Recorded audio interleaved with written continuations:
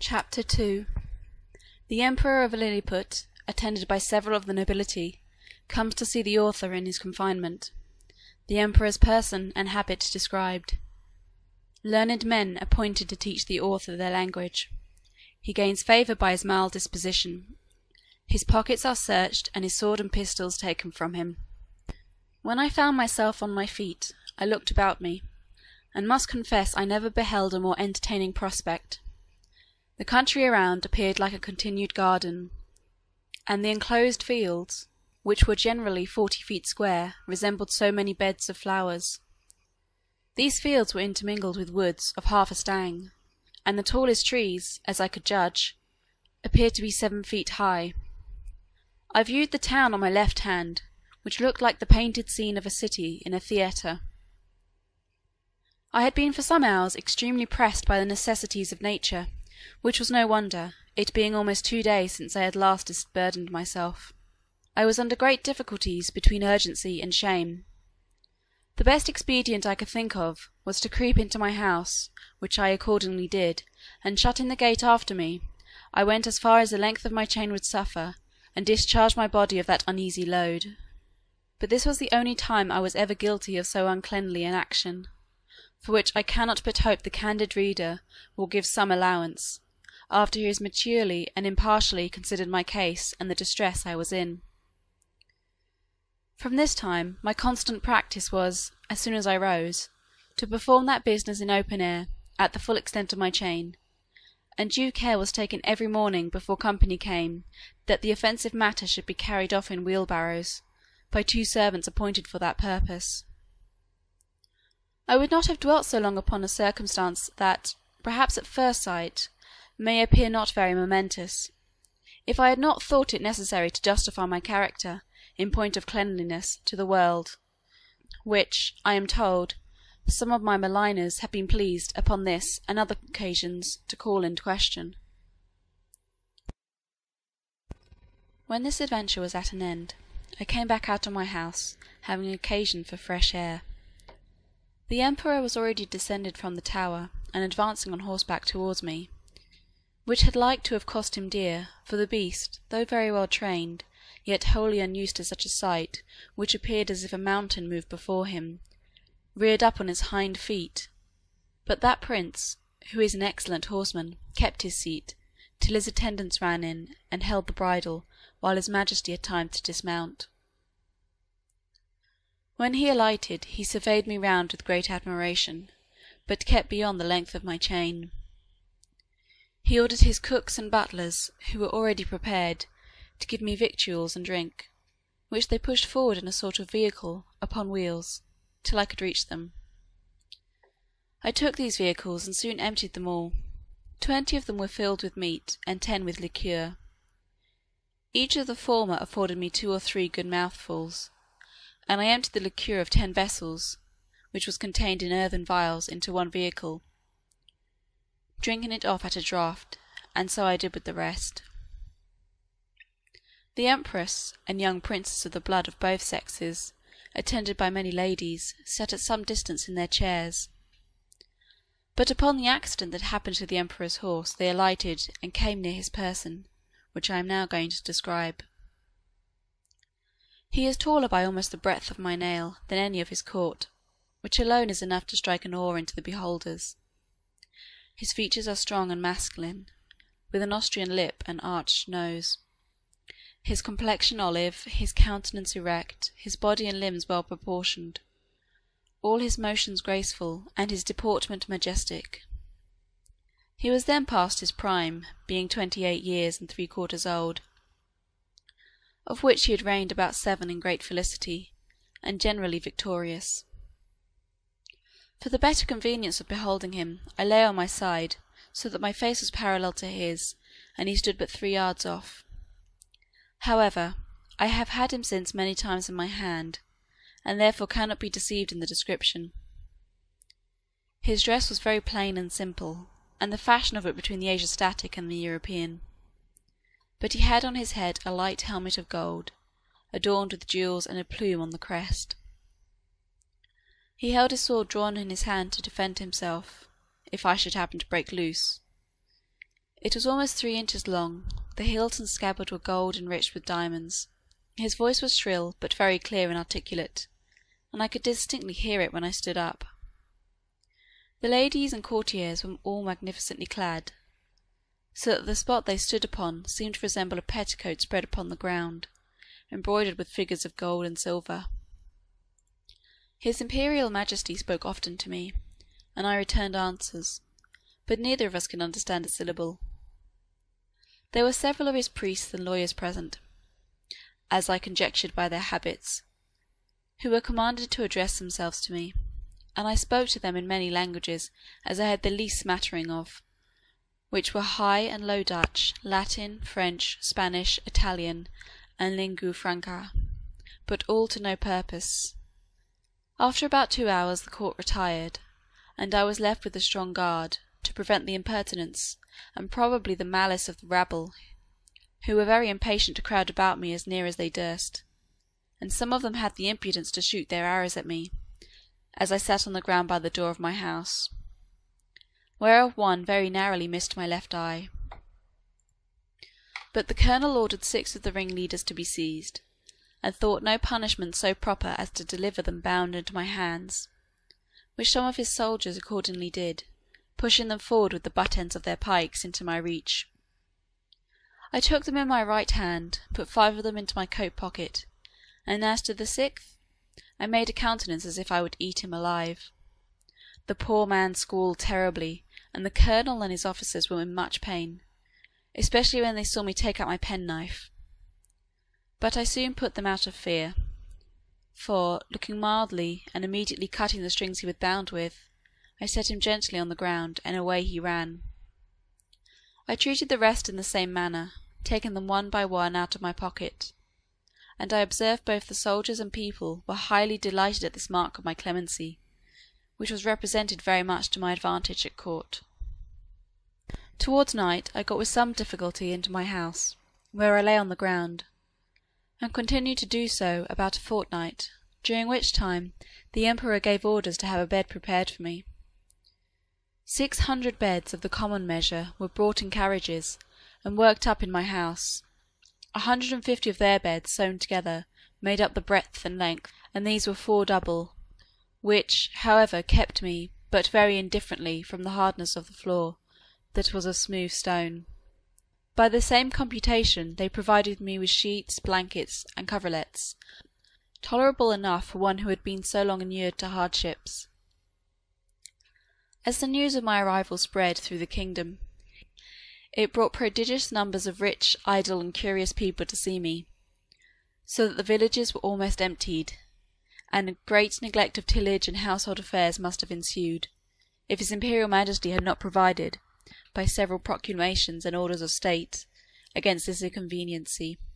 He directed that those who had already beheld me should return home, and not presume to come within 50 yards of my house, without licence from the court, whereby the secretaries of state got considerable fees. In the meantime the emperor held frequent councils, to debate what course should be taken with me, and I was afterwards assured by a particular friend, a person of great quality, who was as much in the secret as any, that the court was under many difficulties concerning me. They apprehended my breaking loose, that my diet would be very expensive, and might cause a famine. Sometimes they determined to starve me, or at least to shoot me in the face and hands with poisoned arrows, which would soon dispatch me. But again they considered that the stench of so large a carcass might produce a plague in the metropolis, and probably spread through the whole kingdom. In the midst of these consultations, several officers of the army went to the door of the great council chamber, and 2 of them being admitted, gave an account of my behaviour to the 6 criminals above mentioned, which made so favourable an impression in the breast of his Majesty and the whole board, in my behalf, that an imperial commission was issued out, obliging all the villages 900 yards round the city to deliver in every morning 6 beeves, 40 sheep, and other victuals for my sustenance, together with a proportional quantity of bread and wine and other liqueurs, for the due payment of which his Majesty gave assignments upon his treasury, for this prince lives chiefly upon his own demences, seldom, except upon great occasions, raising any subsidies upon his subjects, who are bound to attend him in his wars at their own expense. An establishment was also made of 600 persons to be my domestics, who had board wages allowed for their maintenance, and tents built for them very conveniently on each side of my door. It was likewise ordered that 300 tailors should make me a suit of clothes, after the fashion of the country, that 6 of his Majesty's greatest scholars should be employed to instruct me in their language, and lastly, that the Emperor's horses, and those of the nobility and troops of the guards, should be frequently exercised in my sight, to accustom themselves to me. All these orders were duly put in execution, and in about 3 weeks I made a great progress in learning their language, during which time the Emperor frequently honoured me with his visits, and was pleased to assist my masters in teaching me. We began already to converse together in some sort, and the first words I learnt were to express my desire that he would please give me my liberty, which I every day repeated on my knees. His answer, as I could comprehend it, was, that this must be the work of time, not to be thought on without the advice of his council, and that first I must lumos celmin pesso desmalon eposo, that is, swear a peace with him and his kingdom. However, that I should be used with all kindness. And he advised me to acquire, by my patience and discreet behaviour, the good opinion of himself and his subjects. He desired I would not take it ill if he gave orders to certain proper officers to search me, for probably I might carry about me several weapons, which must needs be dangerous things, if they answered the bulk of so prodigious a person. I said, His Majesty should be satisfied, for I was ready to strip myself, and turn my pockets before him. This I delivered part in words and part in signs. He replied, that by the laws of the kingdom I must be searched by 2 of his officers, that he knew this could not be done without my consent and assistance, and he had so good an opinion of my generosity and justice as to trust their persons in my hands, that whatever they took from me should be returned when I left the country, or paid for at the rate which I would set upon them. I took up the 2 officers in my hands, put them first in my coat pockets, and then into every other pocket about me, except my 2 fobs, and another secret pocket, which I had no mind should be searched, wherein I had some little necessities that were of no consequence to any but myself. In one of my fobs there was a silver watch, and in the other a small quantity of gold in a purse. These gentlemen, having pen, ink, and paper about them, made an exact inventory of everything they saw, and when they had done, desired I would set them down, that they might deliver it to the Emperor. This inventory I afterwards translated into English, and is, word for word, as follows. Imprimis. In the right coat pocket of the great Man-Mountain, for so I interpret the words quinbus flesterin, after the strictest search, we found only one great piece of coarse cloth, large enough to be a footcloth for your Majesty's chief room of state. In the left pocket we saw a huge silver chest, with a cover of the same metal, which we, the searchers, were not able to lift. We desired it should be opened, and one of us stepping into it, found himself up to the mid-leg in a sort of dust, some part whereof flying up to our faces set us both a-sneezing for several times together. In his right waistcoat pocket we found a prodigious bundle of white thin substances, folded one over another, about the bigness of 3 men, tied with a strong cable, and marked with black figures, which we humbly conceived to be writings, every letter almost half as large as the palm of our hands. In the left there was a sort of engine, from the back of which were extended 20 long poles, resembling the palisadoes before your Majesty's court, wherewith we conjectured the Man-Mountain combs his head, for we did not always trouble him with questions, because we found it a great difficulty to make him understand us. In the large pocket, on the right side of his middle cover, so I translated the word ranfulo, by which they meant my breeches, we saw a hollow pillar of iron, about the length of a man, fastened to a strong piece of timber larger than the pillar, and upon one side of the pillar were huge pieces of iron sticking out, cut into strange figures, which we know not what to make of. In the left pocket, another engine of the same kind. In the smaller pocket on the right side were several round flat pieces of white and red metal, of different bulk. Some of the white, which seemed to be silver, were so large and heavy that my comrade and I could hardly lift them. In the left pocket were two black pillars irregularly shaped. We could not, with difficulty, reach the top of them, as we stood at the bottom of his pocket. One of them was covered, and seemed all of a piece, but at the upper end of the other there appeared a white round substance, about twice the bigness of our heads. Within each of these were enclosed a prodigious plate of steel, which, by our orders, we obliged him to show us, because we apprehended they might be dangerous engines.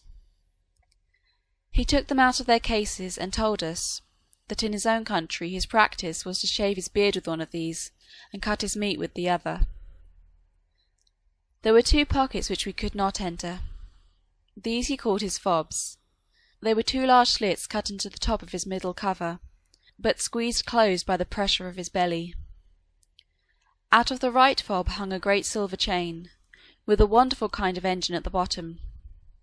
We directed him to draw out whatever was at the end of that chain, which appeared to be a globe, half silver and half of some transparent metal, for, on the transparent side, we saw certain strange figures circularly drawn, and thought we could touch them, till we found our figures stopped by the lucid substance. He put this engine into our ears, which made an incessant noise, like that of a water-mill, and we conjecture it is either some unknown animal, or the god that he worships, but we are more inclined to the latter opinion, because he assured us, if we understood him right, for he expressed himself very imperfectly, that he seldom did anything without consulting it. He called it his oracle, and said it pointed out the time for every action of his life. From the left fob he took out a net almost large enough for a fisherman, but contrived to open and shut like a purse, and served him for the same use. We found therein several massy pieces of yellow metal, which, if they be real gold, must be of immense value. Having thus, in obedience to your Majesty's commands, diligently searched all his pockets, we observed a girdle about his waist made of the hide of some prodigious animal, from which, on the left side, hung a sword of the length of 5 men, and on the right, a bag or pouch divided into 2 cells, each cell capable of holding 3 of your Majesty's subjects. In each of these cells were several globes, or balls, of a most ponderous metal, about the bigness of our heads, and requiring a strong hand to lift them. The other cell contained a heap of black grains, but of no great bulk or weight, for we could hold above 50 of them in the palm of our hands. This is an exact inventory of what we found about the body of the Man-Mountain, who used us with great civility, and due respect to your Majesty's commission. Signed and sealed on the 4th day of the 89th moon of your Majesty's auspicious reign. Clefrin Freelock, Marcy Freelock. When this inventory was read over to the Emperor, he directed me, although in very gentle terms, to deliver up several particulars. He first called for my scimitar, which I took out, scabbard and all. In the meantime he ordered 3,000 of his choicest troops, who then attended him, to surround me at a distance, with their bows and arrows just ready to discharge. But I did not observe it, for mine eyes were wholly fixed upon his Majesty. He then desired me to draw my scimitar, which, although it had got some rust by the sea-water, was, in most parts, exceedingly bright. I did so, and immediately all the troops gave a shout between terror and surprise, for the sun shone clear, and the reflection dazzled their eyes. As I waved the scimitar to and fro in my hand, his Majesty, who is a most magnanimous prince, was less daunted than I could expect. He ordered me to return it into the scabbard, and cast it on the ground as gently as I could, about 6 feet from the end of my chain. The next thing he demanded was of the hollow iron pillars, by which he meant my pocket pistols. I drew it out, and at his desire, as well as I could, expressed to him the use of it, and charging it only with powder, which, by the closeness of my pouch, happened to escape wetting in the sea, an inconvenience against which all prudent mariners take special care to provide, I first cautioned the emperor not to be afraid, and then I let it off in the air. The astonishment here was much greater than at the sight of my scimitar. Hundreds fell down as if they had been struck dead, and even the emperor, although he stood his ground, could not recover himself for some time. I delivered up both my pistols in the same manner as I had done my scimitar, and then my pouch of powder and bullets, begging him that the former might be kept from fire, for it would kindle with the smallest spark, and blow up his imperial palace into the air. I likewise delivered up my watch, which the emperor was very curious to see, and commanded 2 of his tallest yeoman guards to bear it on a pole upon their shoulders, as draymen in England do a barrel of ale. He was amazed at the continual noise it made, and the motion of the minute hand, which he could easily discern, for their sight is much more acute than ours. He asked the opinions of his learned men about it, which were various and remote, as the reader may well imagine without my repeating, although indeed I could not very perfectly understand them. I then gave up my silver and copper money, my purse, with 9 large pieces of gold, and some smaller ones, my knife and razor, my comb and silver snuff-box, my handkerchief and journal-book. My scimitar, pistols, and pouch were conveyed in carriages to his Majesty's stores, but the rest of my goods were returned to me. I had, as I before observed, one private pocket, which escaped their search, wherein there was a pair of spectacles, which I sometimes use for the weakness of mine eyes, a pocket perspective, and some other little conveniences, which, being of no consequence to the emperor, I did not think myself bound in honour to discover, and I apprehended they might be lost or spoiled if I ventured them out of my possession.